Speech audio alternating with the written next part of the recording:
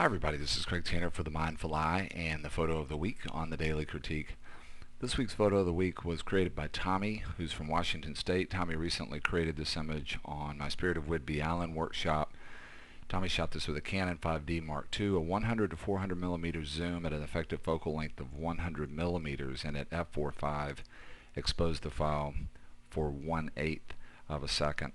I wanted to talk first about sort of technically how Tommy achieved this abstraction of the subject. The subject is flowers with greenery around them, and then in the background dark water and a dark beach.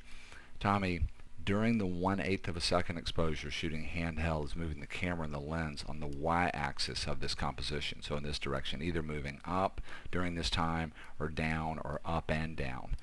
And by doing that, he's motion blurred the subject of the flowers and the greenery, and he's created an abstraction. And abstractions, we start to push towards a more intrinsic value of things. So instead of the idea of flower now, we're looking more at an image that's a representation of line or shape or just the colors themselves.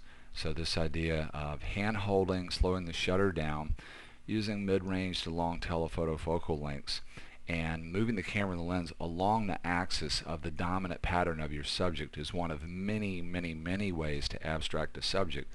It's one of my favorites personally because it's so readily available in so many different situations, and you can shoot many, many, many variations of shots like this.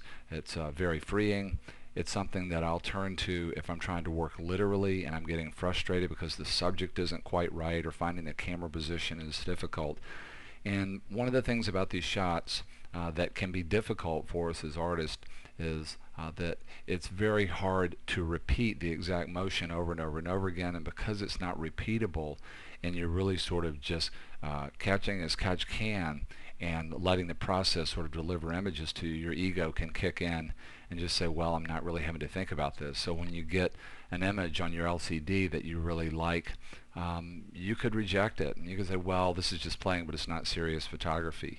And when we go into that mode and we don't just allow things that are just sort of dropped off to us, it's a limit. It's a limit that we put up. One of the things I will say about this kind of work is that to me it still requires a lot of the same things that more literal, or in quotes, more difficult work requires, but a lot of times this work is done on the back end. It requires us to be a really good editor. Let's say that we try 50 or 60 or 70 or 80 or 200 motion blurs like this on a subject.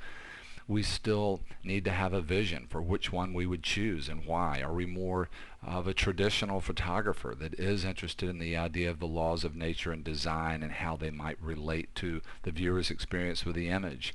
Or are we pushing towards something that creates more tension, and so on and so forth? We still have to have a vision that's going to affect the image that we choose and also how we finish the image in the digital darkroom. But on the front end, at the level of capture, this can be a very freeing way to shoot. It can be a break from the other type of work where we are doing a lot more work at the level of the camera.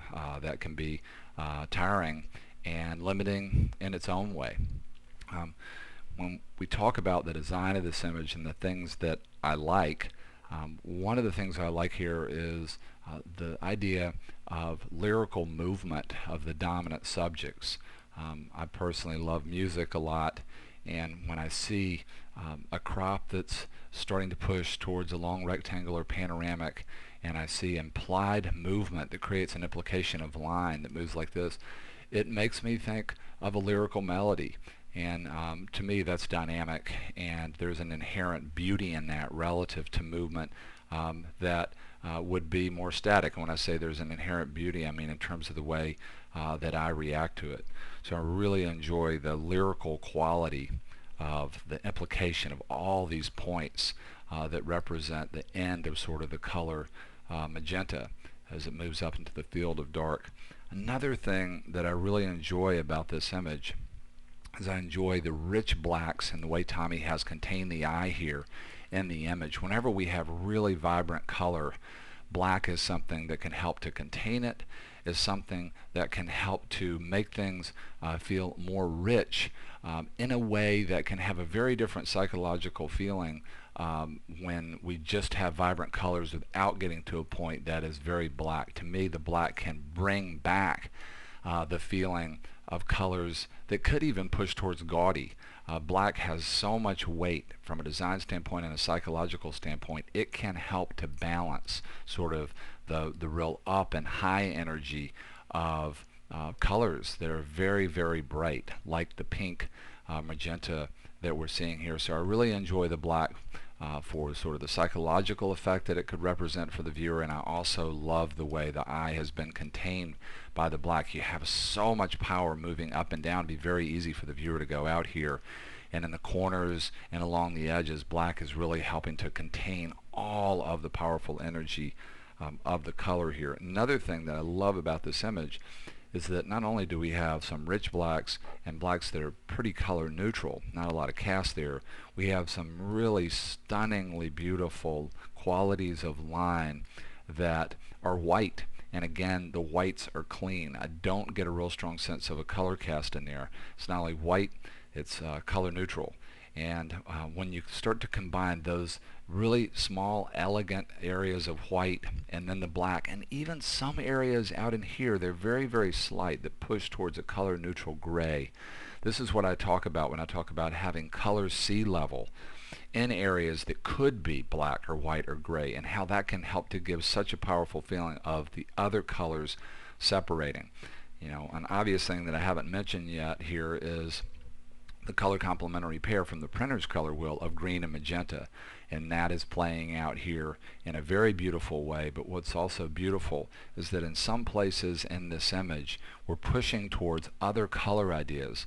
You start to get a third color idea or a fourth color idea, yellow, a really beautiful blue, and some other colors that are close to that.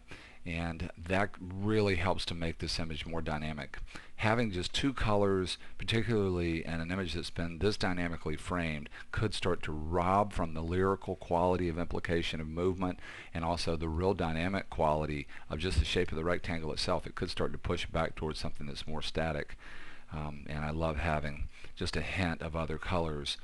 I also love the feeling here of formal symmetry, but not quite exactly totally symmetrical. You kind of have a high point here, place in the middle, and these two areas of dark.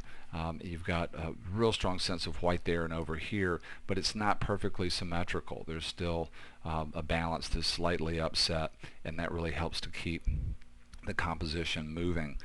Another thing that I love about this is this real soft area of green in the background that gives it another layer that keeps it from being too two-dimensional. It really starts to give me a feeling as the viewer of the z-axis, that I can move through the image past the flowers here, the line of flowers, and go back into this other area. Another thing that I enjoy here is some of the shapes that are showing up in these long lines. Over here it's almost like the double helix of DNA, or the shape of a ligament or bone structure. You have this real strong implication of pointed arrows that could make us think about arrowheads. It could make us think about flames. You're seeing that over and over and over again. So we not only have elegant shapes, but we have shapes that could have a powerful psychological effect in terms of the idea of archetype. And one other thing that I wanted to mention about this image is that on the workshop we're projecting very, very large, and this is an image that to me it plays out really beautifully at big scale. It's another thing to think about. We don't talk about it much on the Daily Critique because we just would have to talk about it in theory. We don't have enough real estate here in the size of the frame of the file, you know, to really sort of sit there and talk about, well, would this image present better printed small, or printed very, very large? And I definitely believe that some images are helped by printing big, other images could be helped by printing small or middle size. The size of the print itself is a whole nother consideration that we don't get into much at all in the Daily Critique, but this is one image. I'm enjoying it at this size, but it's an image that I really enjoyed at a lot bigger size. Some of the shapes and ideas in here, some of these incredible details and the abstractions can really start to have a bigger effect. Really beautiful image. from Tommy. We want to say a big thank you to him and all the people that participated in our Spirit of Whidbey Island workshop. Our workshops for 2011 are going to be up online at some point next week. We would love to have you on a 2011 workshop. We sent out our e-news. I think some of you might have missed the listing of workshops because it was at the bottom of that email. And if you got that and you didn't notice the 2011 workshops being listed there, you might go back and look at the email again. We're going to send out another email to the people that are on our e-news list, just specifically listing the workshops. If you're not on our e-news, you can go to our homepage in the left-hand column and join our e-news list, so you do get advance notice of things like workshops. Every week we send out a summary of the content that we've published, and I include a tip in that newsletter, and we also have workshop news there. So we want to say a huge thank you to all of you that support the Mindful Eye, and we hope you have a great weekend. Thanks a lot, everybody.